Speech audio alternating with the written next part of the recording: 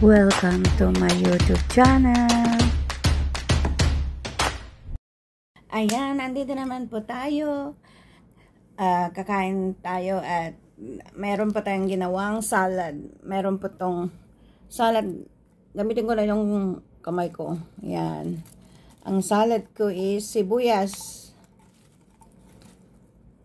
May onion, kamatis, at saka ano ba to? Okra, carrots. Magsalad nga tayo minsan. Konti. Yan ang ating salad. Yan. Tapos kanin at saka itlog. Yan. Nagbawas tayo konti ng kanin pero wala regarding pala sa ikukwento ko mamaya sa pagpunta ko sa doktor. Ayan. Pero shout out muna kayo sa inyong lahat. Batiin ko kayo ng good morning, good afternoon, and good evening saan man sulok ng mundo. Sana matyaga kayong manonood po sa aking munting channel para tulong po ninyo sa akin para maumpisa madagdagan ko po yung pag-charity offline. Ayan po. Mag-online charity ako pag nasa Pilipinas na ako at iyan po ang aking pangarap. Ayan po. At kakain po tayo. Pero bago ang lahat, ipublish natin kay God ang ating pagkain. Salamat po God sa pagkain na sarapan ko. Hiniling ko po God na walang binisyonan mo para may dagdag pong lakas po sa aking pagtrabaho sa pamilya ko. Para sa lahat po. Salamat po God sa mga blessing na binigay mo. In Jesus name, Amen. Ayan, kain po tayo. Ayan.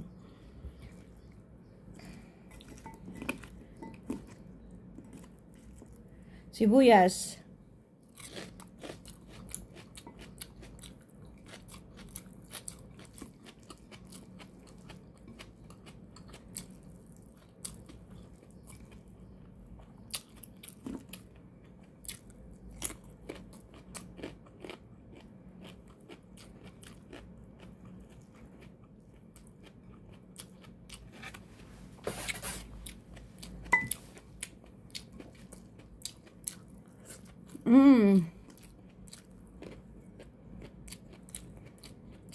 Okra.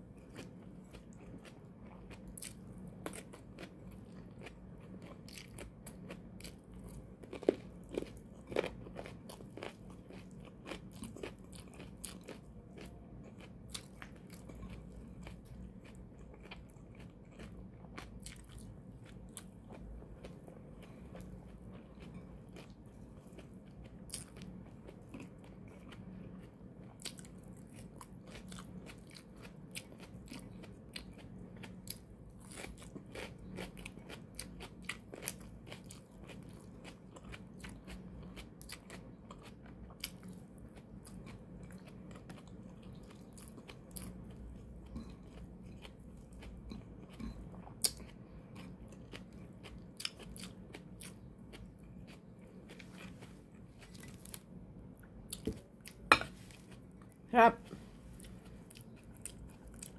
Okra.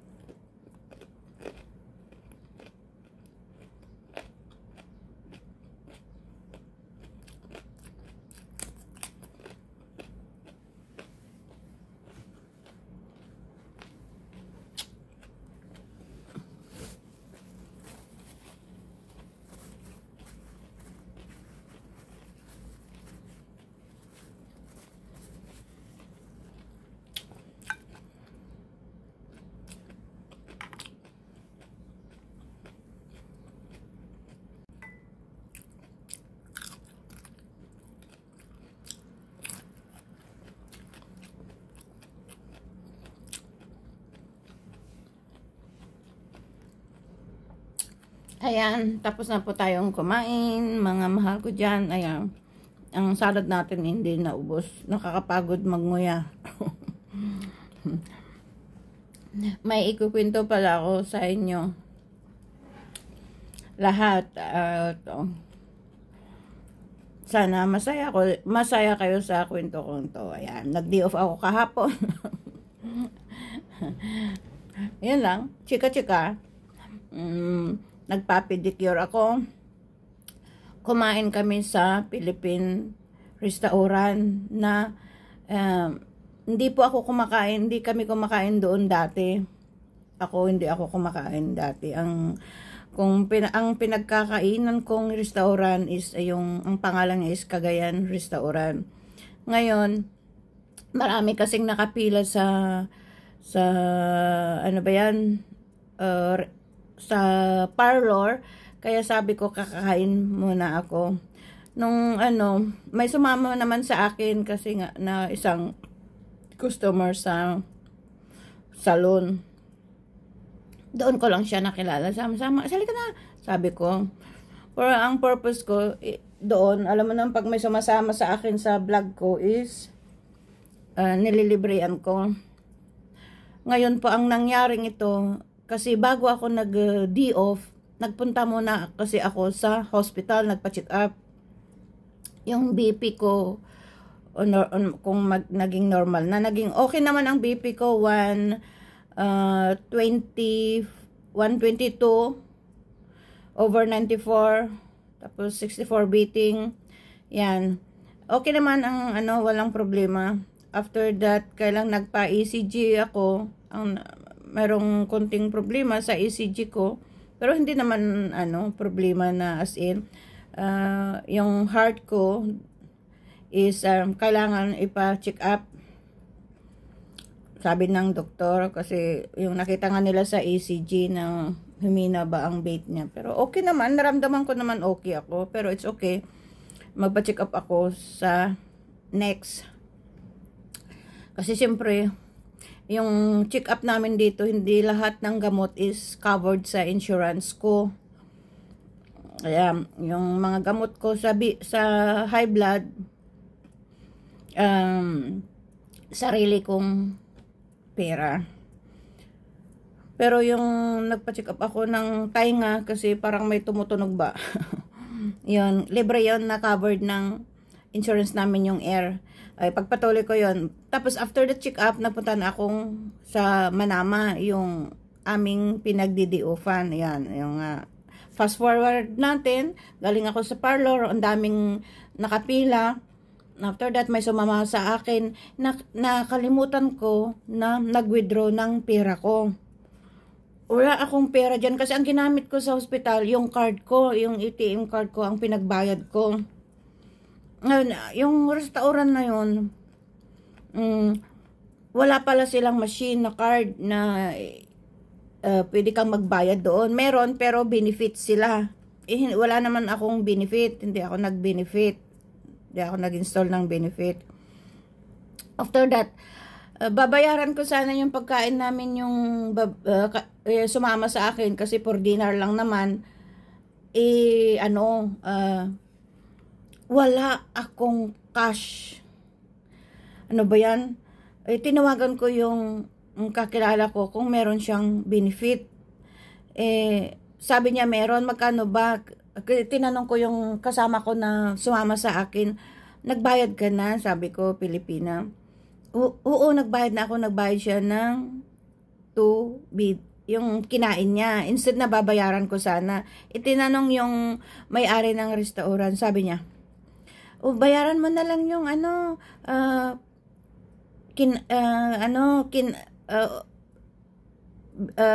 kinain ng kasama mo dito. Sabi yung may-ari yata ng, ewan ko kung may-ari or helper doon. Tapos sabi yung sumama sa akin na galing parlor, wala dito kahit sabi niya. Pinakita ko naman, may 1 dinar naman sa pitaka ko. Kailang, yun lang, nakita naman, hindi ko na sinabi na dagdagan niya. Kaya lang siguro, talaga sigurong wala siyang pera, pero imposible. Yun lang, 500 pesos, wala siyang ano. Kasi syempre, bagong meet niya ako, hindi na niya binaya. Hindi, wala man lang sabi, ako na mabayad, tabayaran mo na lang sa salon. Sabi niya, wala man sinabi sa akin, kaya umalis na siya. Iniwan na ako, wala sa ere. Ngayon, kinausap ko yung may-ari. It's okay, sabi naman nila. Sige, magwi-withdraw muna ako. Ano ko muna tong ID ko kung gusto nyo. Ayaw naman. Sige lang, okay lang. Pero yung mukha ng may-ari, or ano, I don't know, mga ano doon, mga helper or what, empleyado doon sa restaurant, parang ang pangit ng mukha nila. Parang hindi ba masaya? Baka inisip na talaga na baka nag-scam ako. Ako nga naglilibre sa mga grupo ko kung ano, dahil once na sumama ka sa vlog ko, talagang linibre ko. Talagang lahat pa nga doon, mga bagger, binibigyan ko ng tips. Pag ako, yun, sabi naman nila, okay lang, sige, mag-withdraw ka na lang, te. Sabi nila sa akin, may machine naman doon sa, malapit doon sa restaurant na yun, tumakbo ako kahit ang init. Yun, dumating naman ako, nag-withdraw ako ng pera ko, pambayad. Ayun, binayaran ko na yung 2BD lang 2BD lang.